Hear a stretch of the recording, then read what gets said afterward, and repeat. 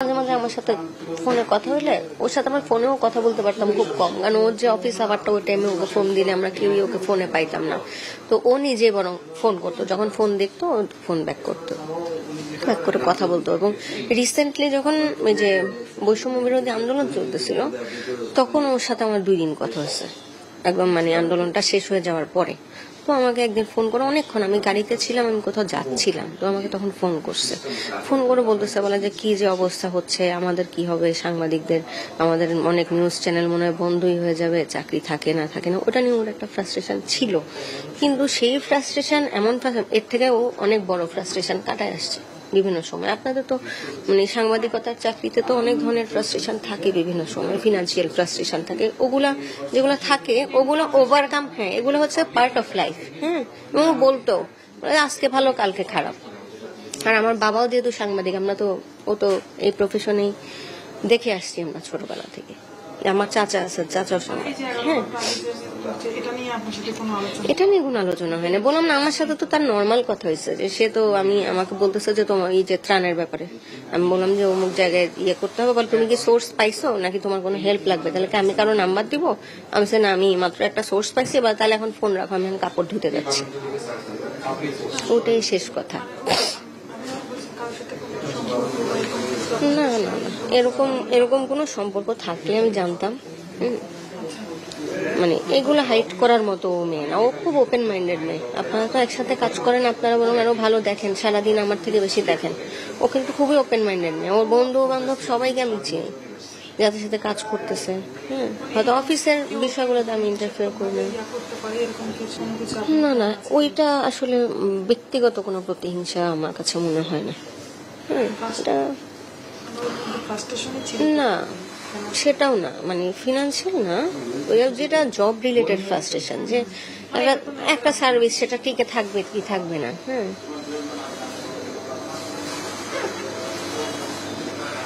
ওর ছিল job stability নিয়ে ওর একটা ফ্রাস্ট্রেশন ছিল, বা কোথাও সুইচ করবে কিনা, সুইচ করলে এতদিন একটা জায়গায় কাজ করছে, আরেক জায়গায় গিয়ে ও মানায় নিতে পারবে কিনা, এখানে তো সেট, কিন্তু এখানে স্যালারি একটু কম হলে ও মাঝে মাঝে বলতো যে আমি যে এখানে অনেকদিন ধরে কাজ করি, এখানে আমার যে পরিচিতিটা হয়েছে বা এখানে আমার সবার সাথে যে রিলেশনশিপটা ডেভেলপ করছে, এটা আমার আরেক জায়গায় গিয়ে আমাকে ডেভেলপ করতে আমার অনেক সময় লাগবে। তো ও আসলে ওই সুইসাইড করার ক্যাটাগরির মেয়ে ও না, এটা আমার কাছে কখনোই মনে হয়। আমাদেরকে প্রথমে কল দেয় না, ওরা যেটা হচ্ছে যে ওর মোবাইলটা যেহেতু পানিতে ভিজে গেছিল, ওরা কোনটা কার নাম্বার ওটা মানে অন্য মোবাইলে ঢুকানোর কারণে ওরা আইডেন্টিফাই করতে পারতেছিল না, তো ওরা র্যান্ডমলি ওখানে ধরে ধরে ফোন করতেছিল। ফোন করার পরে আমাদের নোয়াখালী রেড ক্রিসেন্টের যে যুব প্রধান ফারহানা হায়দার নাম ওর, ও রাত্রে 3:45টার সময় তখন ওকে ফোন করছে, ফোন করে বলছে যে ভাইয়া ওর ব্যাপারে কোনো খোঁজ খবর পাইছেন কিনা, এরকম আমাকে কয়েকটা সোর্স থেকে ওরা ফোন করতেছিল, ওর নাম্বার থেকে ফোন করছে, মানে ওর সিম ঢুকায় ফোন দিচ্ছে, তো ওর নাম্বার থেকে ফোন দিচ্ছে, ওনাকে ঢাকা মেডিকেলে অ্যাক্সিডেন্ট করছে। তো কোথায় অ্যাক্সিডেন্ট করছে? হাতির ঝিলে। তখন তার কিছুক্ষণ পরে ও আবার হচ্ছে ওখানে যে কর্তব্যরত একজন পুলিশের কনস্টেবল ছিলেন, ওনার নাম্বারটা পাঠাইছে, তখন আমরা আমাদের এন্ড থেকে কমিউনিকেট করে জানতে পারি। এবং প্রথমে আসলে ওনারা আমাদেরকে বলে নাই যে মানে ও নাই, উনি আমাদেরকে বলছে যে, আমি নিজেও কথা বলছে যে ভালো আছে, স্যালাইন দেওয়া আছে। আমি ওকে অনেক সময় বলছি যে তোমার জবটাতে এত প্রেশার, তুমি এতক্ষণ তোমার টাইম ঠিক নাই। ও ফ্যামিলির কোনো অনুষ্ঠান কোনো কিছুতে আমরা ওকে পাইতাম না, কারণ ও অফিসে খুব ডেডিকেটেডলি কাজ করতো। আমি ওকে বলতাম তুমি একটু ফ্লেক্সিবল ওয়ার্কিং আওয়ার যেখানে আছে সেখানে যাও।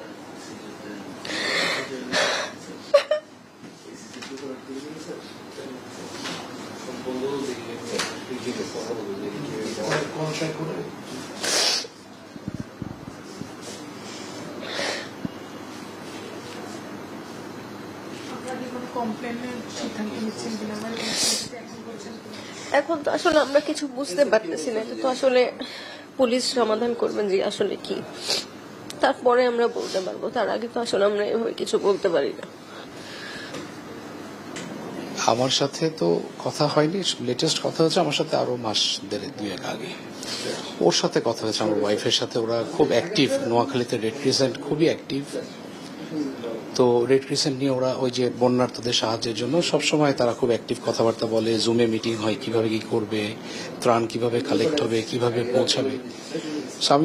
আমার ওয়াইফ বলল যে গত পরশুদিন ওর সাথে লাস্ট কথা হয় এই ত্রাণ অ্যারেঞ্জমেন্টের ব্যাপারেই। আর এমনি গতকালকে মানে আজকে রাতে যেটা হলো যে রাত 4:30টার দিকে আমার কাছে ওদের রেড ক্রিসেন্টের একজন মেম্বার, ও পেশায় ডাক্তার, ফারহানা হায়দার, ও আমাকে মেসেঞ্জারে কল করে। তো ভোরেই কল দেখে আমরা একটু মানে ভোরের কল তো খুব ভালো কোনো সংবাদ আসে না, আমরাও একটু আতঙ্কিত হই। আমি ফোনটা ধরতেও বলে, ভাইয়া রায়ানের খবর কিছু জানেন? এখন কি হয়েছে? বলে যে ও নাকি অ্যাক্সিডেন্ট করেছে, এখন ঢাকা মেডিকেলের ইমার্জেন্সিতে। তাই বললাম যে অ্যাক্সিডেন্ট করেছে, কোথায় করেছে? তখন বলে যে হাতির ঝিলে। তোমাকে কে জানালো? বলে আমি আরো অন্যান্য ফ্রেন্ডদের কাছ থেকে জেনেছি, বিভিন্ন জায়গা থেকে খবরটা আসছে। তাই বলে আচ্ছা ঠিক আছে দেখতেছি, বা তুমি আরো কিছু জানলে আমাকে জানাও। ঠিক কয়েক মিনিটের মধ্যে আমাকে ওখানে যিনি দায়িত্বরত কনস্টেবল ছিলেন ওনার ফোন নাম্বারটা পাঠালো। তারপর থেকে যোগাযোগ শুরু, আসলে ওনার সাথে কথা হয়। তো তারপরে তো এক পর্যায়ে আমরা জানতে পারি, উনি প্রথমে আমাদের বলেননি যে কি হয়েছে, একটা বলছে যে স্যালাইন দেওয়া আছে, এখন বেটার এরকম বলছে, কিন্তু পরে তো যা হওয়ার সেটাই হয়েছে। এইটা আসলে আমাদের পুলিশ এখানে, আমরা অলরেডি থানায় আছি এখন।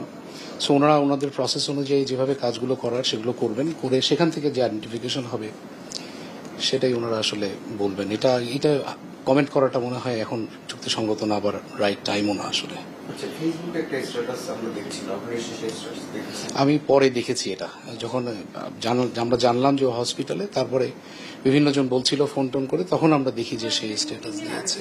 এইটা আসলে আমি ওই সময় তো ধরেন বাসাতে কালকে ছিলাম, আমি আসলে ওইভাবে তো দেখা হয়নি, ফেসবুকে তো সবসময় দেখা হয় না এরকম আর কি। ওইরকম কোনো তথ্য এখনো পাইনি। আর আমি বেসিক্যালি গত রাত্রে 3টায় আরিফ নামে জনৈক এক লোক আমাকে ফোন দিছে যে এই অবস্থা। তারপর সকালে ওনার বড় বোন আসছেন, ভগ্নিপতি আসছেন, ওনার ফাদার অন দ্য ওয়ে।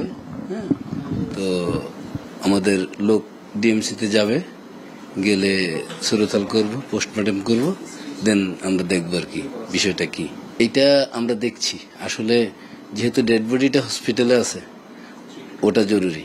হ্যাঁ, দেন অন্যান্য তদন্তের আনুষঙ্গিক যে সমস্ত কার্যক্রম আমরা প্রসিড করতেছি সিনিয়র।